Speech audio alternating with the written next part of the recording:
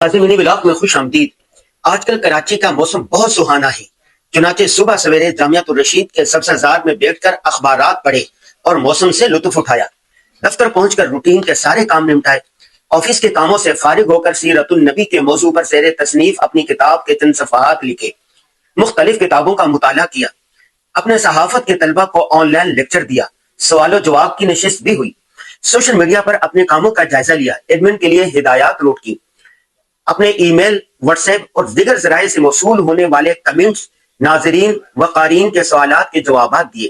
یہ کمنٹ ہمارے منی بلاگ پر ہے اور ہری پور سے توقیر الحسن نے بھیجا ہے۔ آپ بھی ہمارے ایڈمن کے اس نمبر 030028222531 پر اپنی آراء کا اظہار کر سکتے ہیں۔ قرآن پڑھ کر اپنے مرحوم والدین، رشتہ دار اور اساتذہ کے لیے دعائیں مغفرت کی۔ شام کی چائے اپنے دوست مفتی عبد المنعم فائز کے ساتھ پی۔ پکوڑوں میں مزہ دوبالا کر دیا۔ مختصر سی ورزش کی۔ روزانہ بلا ناغہ ورزش کرنا ہمارے معمول میں شامل ہے۔